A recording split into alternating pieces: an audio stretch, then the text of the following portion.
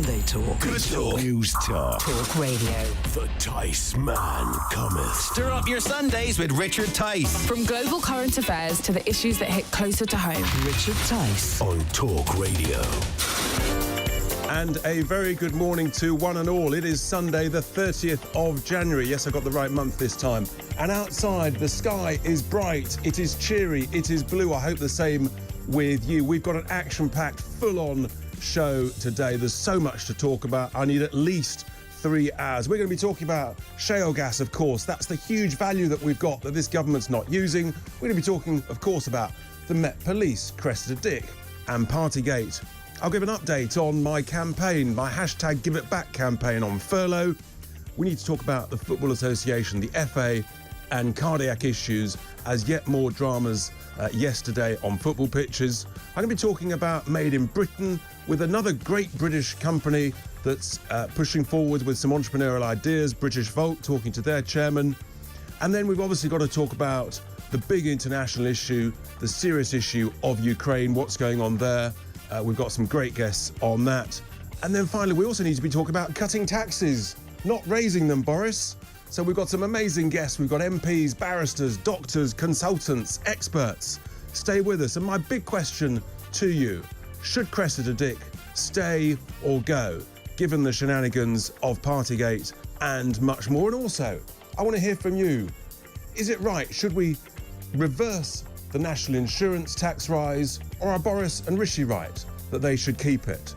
Your input matters. It's what makes the show work. It's what makes it much, much livelier. So call us 0344 499 1000 or text 87222 using the word talk, or tweet us at Talk Radio. And of course, if you want, you can watch me live on TV. Yes, I'm sporting a new haircut this week. Download the app. Watch us on YouTube, on the website, Apple TV, Roku, Samsung, no excuse whatsoever. Don't hold back, stay with us. 3 hours of Tice Talk. It's Talk Radio. Richard Tice. On Talk Radio. Well, a very good morning to you, and thanks for being with us on Tice Talk. And first of all, as always, I start with my Sunday sermon. And last week I talked about my campaign, hashtag Give It Back, for companies that are doing well, and that's great they're doing well, who used a lot of furlough. Now actually they should be giving it back, and I'll be giving an update in the second hour on that because there is more news and more activity. But for this week on my Sunday sermon, I want to talk about something else. And I want you just to use your imagination. Imagine you've inherited an old house, whether it's from parents or grandparents or just someone who loves you. And so it's an amazing house with great heritage and history, and you're going to move in, and it's a lovely part of the country, and what a great country to live in. And yes, being an old house, surprise, surprise, it's got a huge cellar underneath of it. And guess what, folks? That cellar is full of delicious English beer. And imagine if there's so much beer, it's equal to 50%, half the value of your mortgage. That's quite a lot of beer, folks. Yes, in fact, it's about 50 years worth of beer. Just imagine that you've got all of that in your cellar. There's just one problem, and that is that some bright spark, they blocked up the door to the cellar with bricks. Now, you've got to work out, do we try and get rid of the bricks, and how are we going to do that, in order to access this treasure, this valuable English beer under your house, in your cellar? Or do you say, no, I'm going to leave it there like the previous owners did, I'm going to leave that treasure there, and instead I'm going to go and buy some French beer and some Russian beer and maybe some beer from the Middle East? And what would you do? Because the technology to get rid of the bricks, well, it requires a bit of a drill, and okay, it might make a bit of a mess, but maybe there's some new technology, a different type of drill bit that wouldn't make that mess, and that you could therefore get rid of those bricks and access the treasure in your cellar. You can see where I'm going with this, folks, because under our feet we have treasure under the United Kingdom. It's called shale gas, and it's a bit like my analogy with the English beer, because there's so much down there. it could last us, give or take, 50 years. The value of that treasure under our feet, it's about half of all the national debt. So you've got, on the one hand, you've got the government worrying about whether or not they should increase taxes, making people poorer, whilst they're sending our money overseas to Russia, to France, to the Middle East, when we've got this huge pile of treasure that we could access using new technology. And the value, half our national debt. So the truth is, actually, the state of the government's finances and balance sheet could be very, very strong, as long as we make the right decisions. And if we extract that treasure, imagine our gas prices being as they are in the US, about 50% of where they currently are. 50%. Who would benefit the most? The least well off, the poorest in our society. And we wouldn't be exposed to world markets in the same way that if you have to import gas. You see, in the US, because they produce so much gas themselves, their own shale gas, actually they are dramatically less exposed to world markets. And that is why their gas prices are lower. And that is the opportunity that we could have if we made the right decisions, if we used our own treasure, our own value. Why would you leave that treasure under your feet and send our money to Putin, who's thinking about invading Ukraine, or being exposed to dodgy electric connectors with Macron, or sending more of our money to the Middle East? Now, I've had some interesting meetings and I've got more coming up. And I believe there are new technologies, interesting technologies, because that's how technology works. It progresses. Great innovators and designers and creators come up with new improved ways of doing things. And rather like you could have a new drill bit that breaks down the blocks to your cellar, maybe we could have new technologies, and I believe there are new technologies, that means we can extract shale gas without fracking. But sadly, we've got a government that has no interest whatsoever. Not only have they put a moratorium, they don't even seem interested talking about these new technologies. And I'm going to keep banging on about this because I think it's absolutely critical to the future wealth and prosperity of this country. It would dramatically change the cost of living crisis. And don't let any of these green zealots tell you, oh yeah, but that doesn't comply with the climate agenda. Garbage, nonsense, rubbish. It's the opposite, folks. Because if we use British gas, we save millions and millions of tons of CO2 that is created shipping gas from Russia or from the Middle East. Because if you have to ship LNG, liquefied natural gas, guess what? Yes, you have to liquefy it. That creates CO2. And when it gets here, you have to re-vaporize it. And that creates CO2. And how do you get it here? In ships, burning fuel that, by the way, they don't take account of because it's too embarrassing how much CO2 is created from dirty shipping fuel. So do you see what I mean? We're going to be using gas anyway for the next few decades. So British gas not only is our treasure, not only would it reduce our bills, but folks, it would save CO2. British gas is better for our environment. I'm just going to repeat that because it's so important. Using British gas would be better for the environment than importing gas from elsewhere in the world. So my contention, my passionate view to you, listeners, viewers, anybody out there, we should be unlocking the treasure under our feet. We should be creating new licenses in the North Sea for more gas. It would make us richer. It would help the least well off the most. And I think that is a noble thing to do. It's the smart thing to do because guess what? It will keep our jobs and our money here in the UK. Well, that is my Sunday sermon this week. I think it's absolutely vital. And throughout this year, we need to be going on and on about it because it is so important. Call me with your views, 0344 499 1000, tweet at Talk Radio, or send me a text.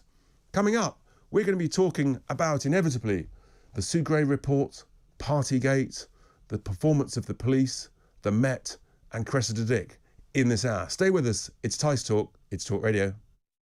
Bold Talk. Talk Radio. Listen on your smart speaker. Watch it live on your smart TV. The world headquarters of common sense. Talk Radio. Offence archaeology on Twitter. Quite terrifying. Don't beg Jeff Bezos. Charge him, for God's sake. Have a day off. Use some common sense. People can say whatever they want.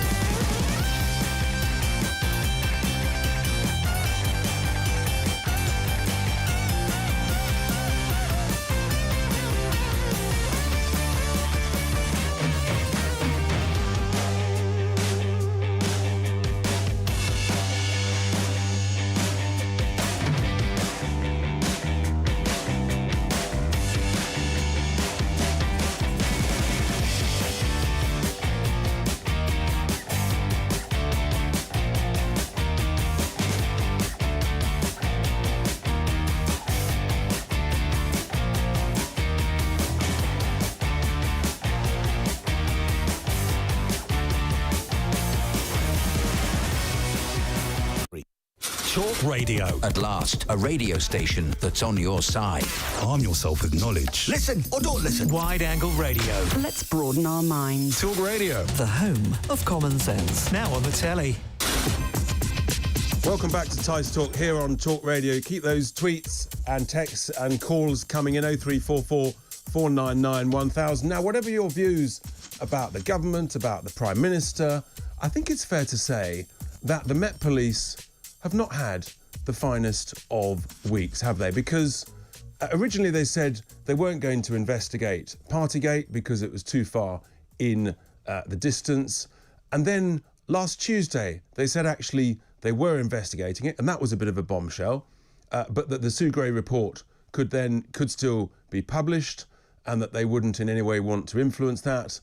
And then by later in the week, another bombshell, which was that actually they wanted the report to be redacted in certain areas regarding number 10. Not a great level of consistency, is it? So I'm delighted now to be joined by a former Conservative MP and barrister, Jerry Hayes, to discuss what's going on at the Met. And this is not really very helpful, whatever anybody's views, surely, in terms of consistent government and trying to get to the end of this sorry saga. Jerry, a very good morning to you. Thanks for joining us on Tice Talk. So, do you agree? I mean, it's not been the Met's finest week, has it? And we're left in a bit of a sort of shambolic state where no one knows when this report is going to be published and how much is going to be published, and then how long the police are going to take to produce their own investigations. Well, Richard, this is just another example of Cressida Dick's incompetence and ineptitude. She really, as you said, should have investigated to begin with, but she was afraid how politically it would look. You've got Sue Gray's report, which everyone is waiting for. The government is paralysed until we actually get it through. And then suddenly Cressida Dick announced without telling anybody, oh, yeah, we're going to have our own investigation. Fair enough. Agree with that. But there must be minimal references to Partygate, which is what the whole of the Sue Gray report is about. It is mad. And actually, it's legally incompetent. And I'll tell you why. They're saying that this will cause prejudice if Sue Gray actually sets out a report saying what was going on. Obviously, certain names should be redacted. Fully understand that. But the essence of the report, what was actually happening, that should go ahead. And they say, well, that could prejudice our investigation. No. Firstly, there are no statutory powers or any powers for the police to tell Sue Gray to redact. It's just not there. Secondly, you've got the Contempt of Court Act. Contempt of Court Act only comes into play once there is a criminal case. There isn't a criminal case yet because no one's been arrested and there's been no warrant for anybody's arrest. And then the next thing is being said, well, it could prejudice any jury trial. Really? Where are these people coming from? So you don't have jury trials on COVID cases. They're at magistrates' courts. So what's going on here, Jerry? Because, we work on the basis that the senior management team and Cressida Dick, hopefully they are smart, intelligent people. They know the huge publicity around this and how controversial the whole topic is. They surely know all that stuff. What's in their minds to have sort of changed and flip-flopped and done these U-turns? Or maybe we're wrong. Maybe they are just incompetent.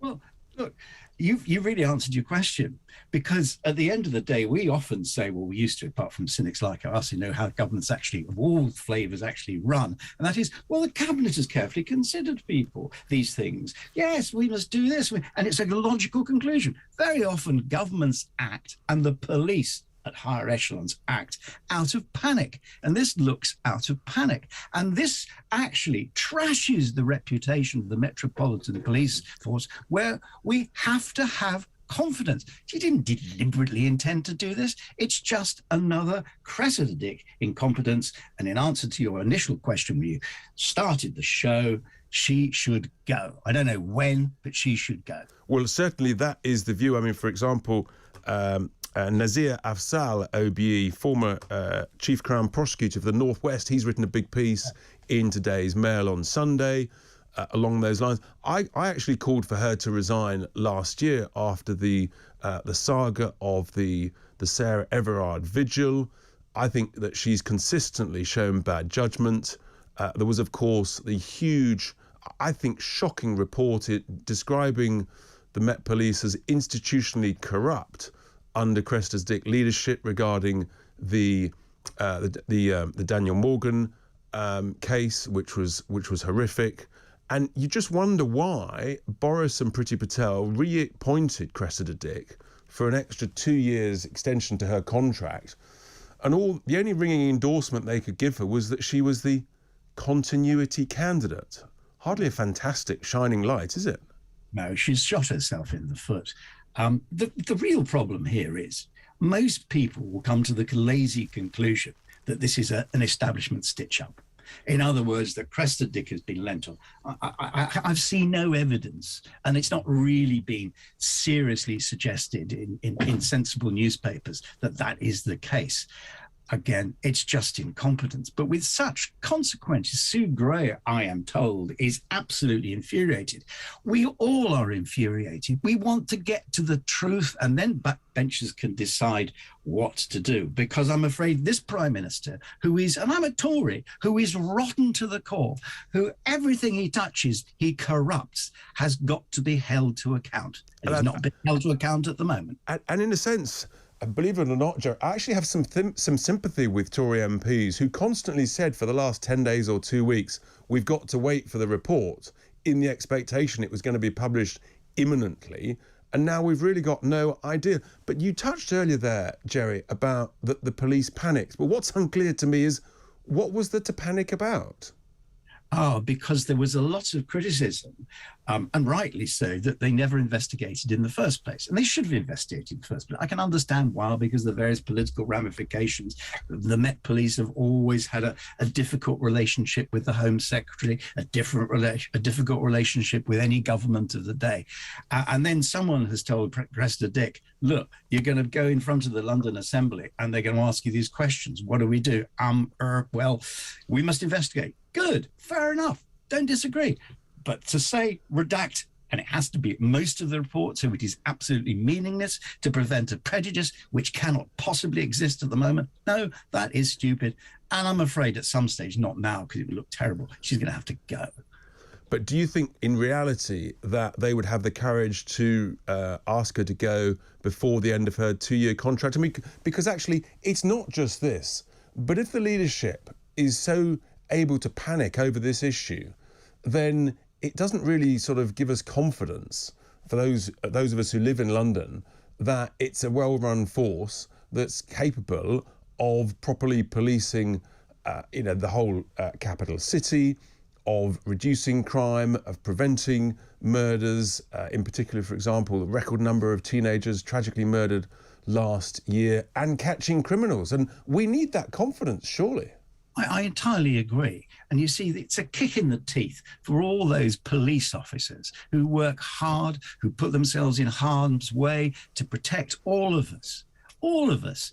And they're now being part of an inverted commas establishment stitch-up. It just looks appalling, and morale must be rock bottom for them. That's why there's going to be some change. However, it's not in the hands of Priti Patel entirely. It's in the hands of Khan. God, those two people making any decision fills me with absolute horror. Well, that's a really interesting point, actually, Jerry. So the decision whether she should stay or go before the end of her contract, is it the Mayor of London who has the final say on that? I'm not entirely sure. The Mayor of London is, if you like, the commissioner for policing. So technically it's his. But I think there has to be input from the Home Secretary. Who knows who the Home Secretary is going to be in a few months' time. This is all a few months down the road. What I hope Cressida Dick will do, I doubt whether she will, is do what the government's doing all the time, do a reverse ferret, let's have a U-turn. I want to make absolutely clear, prejudice was totally misunderstood. And when we say we're minimal reference, we don't really mean minimal reference. We mean you can mention everything except for the various names of various people. She does that. It's humiliating, but I suppose it's better than the immediate sack.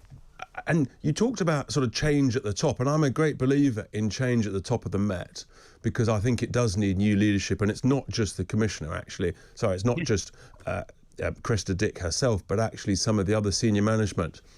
Would you favour, Jerry, bringing in people from outside, for example, senior former military officers, who know how to run divisions, large numbers of people? Because I just think that the quality, and I hear it about police forces elsewhere in the country, some are well led, but far too many, sadly, are badly led. And I would like to see people coming in from the outside to give a bit of a kick up the backside. What's your view on that? Well, I think it's always a dangerous thing. Everyone assumes that because someone has been successful in business, they're going to be successful in politics. Every cabinet minister who's ever been in business has been a total and utter disaster.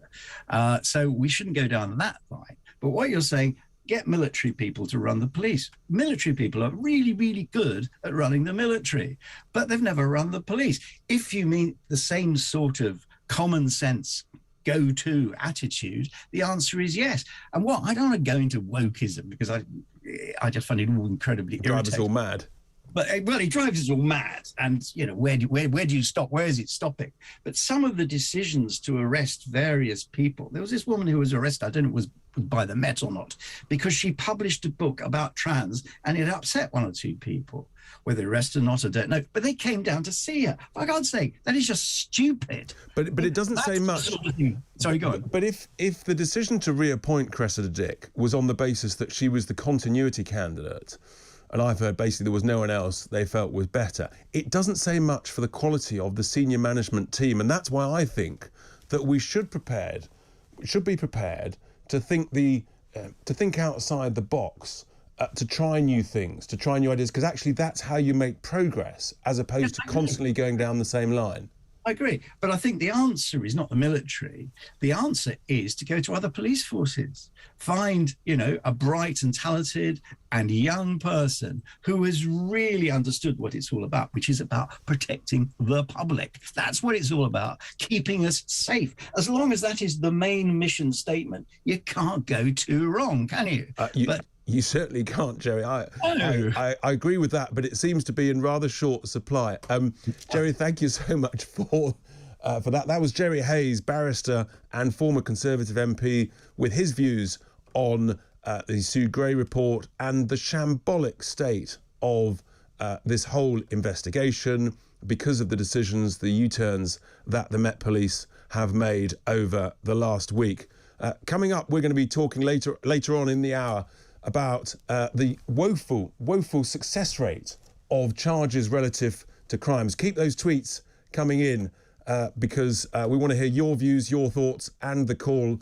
We've got one here from Leslie who's just tweeted in: agree with extracting our own shale gas with new technology, but what's wrong with fracking? It's a very safe method of extraction. Well, some say it is, some say it isn't. The point is we've got this treasure under our feet and we can extract it. Stay with us on Tice Talk and send us your calls. Make a call. Send us your tweets. It's Talk Radio.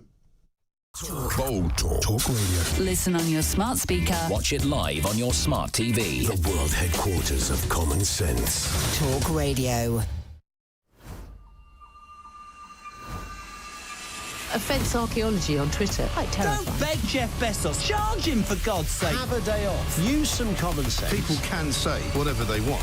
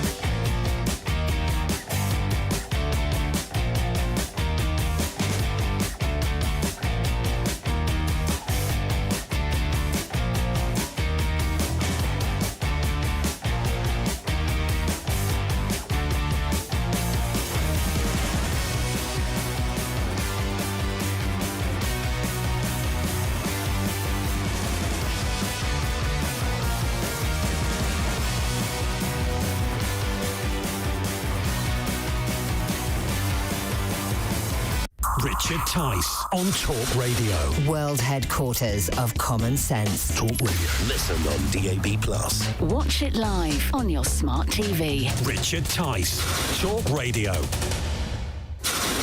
Welcome back to Tice Talk, and lots of you are interested in my discussion about shale gas. Some people very supportive, and there's also an observation.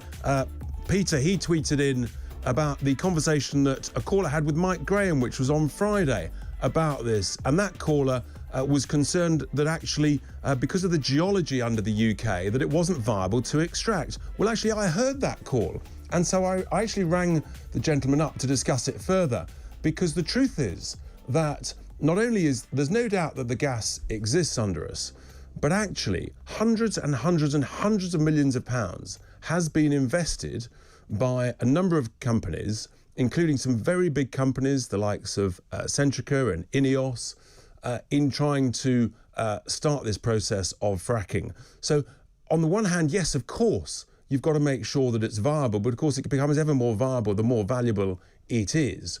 But actually some very smart people have considered it right to invest huge sums of money to extract this. And there are new technologies emerging that will make it easier to extract, cheaper to extract. And so you wouldn't have to use, for example, one of the things that concerns people is the chemicals used in fracking. Well, these new technologies don't need chemicals. And that's why I'm such a believer in new technology.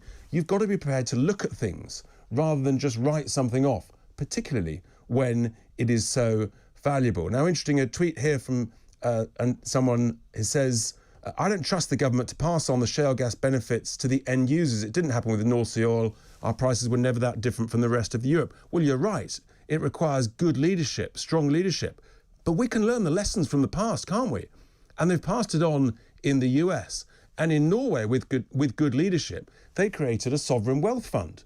We could do that. We could learn the lessons from the past. Anyway, let's go to Paul in Hartlepool. Paul, good morning to you. What's on your mind? How are you feeling? Well, I'm pretty good up here. It's a wonderful day, and we're in the fourth round of the FA Cup and the semi-final of the Papa John Cup. So Hartlepool's a lovely place to be at the moment. Well, you know, it's very dear to my heart, and I'm delighted to hear about that football success. And we've got jobs coming in too, Richard, on a steady but sustainable amount. So we're moving forward. That's brilliant. Richard, some of the points you've itemised already, I'm almost going to repeat. Cressida Dick is not the answer. She's part of the problem. And it's not just her. You can take a number of other senior officers in the police, Rachel Swan in Derbyshire, Andrew Bennett, who failed to deal with the Coulson statute in the correct way. Cressida Dick's failures are just huge. The way people are arrested on the common, murders in the capital, the Wembley debacle with the tickets, officers going down on one knee at a march. You can't have that. You've got to be impartial, always, you know? And the thing is, Andrew Bennett, and surely, Paul, in the world of business, look, we all make mistakes, and you try and learn from them and not repeat them, and that's how you succeed. But eventually, if you keep making more and more mistakes, eventually the shareholders or the board of directors will fire you. Surely there should be some accountability at the top of the Met Police, in the same way that it should be accountability in any part of the public sector. What happens at the more senior levels of the police? To get there, they don't stay in post too long, so they don't tend to get caught out. Once they're in post for any length of time, they'll get caught out. You know, I've listed Cressida Dick's failures. Andrew Bennett, not just did it fail policing, but it now spread through to the courts, where we're getting bizarre, ridiculous decisions in the courts, you know? Are you referring to the Coulston 4 with the jury? Yeah, absolutely, and there was another one after that as well. Also, your previous contributor touched on bringing in people from the military. Look, I had over 20 years in the forces and then 20 years as a police officer.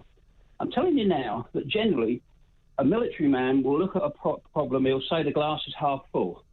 Whereas a police officer at a certain level often will look at it as half empty.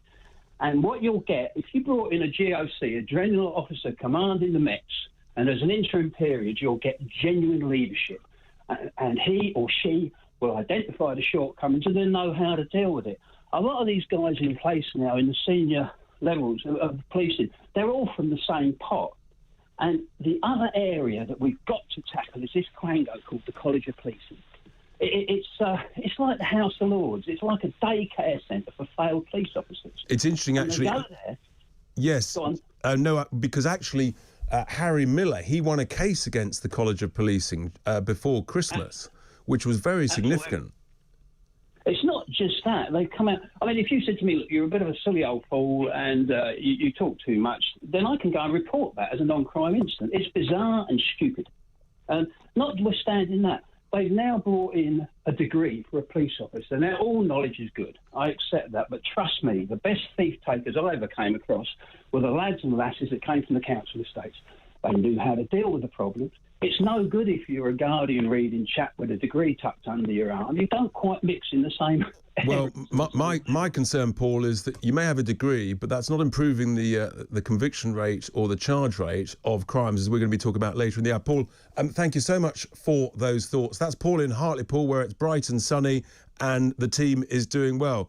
We're now going from Hartlepool down to, I think it's Dorset. Derek, a very good morning. What's on your mind, Derek? How are you feeling?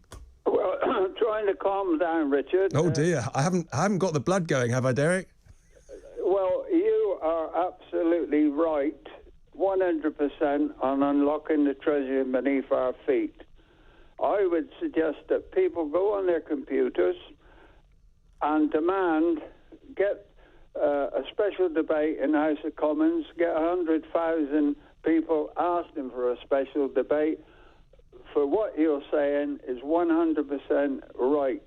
Why on earth are we spending money on Putin?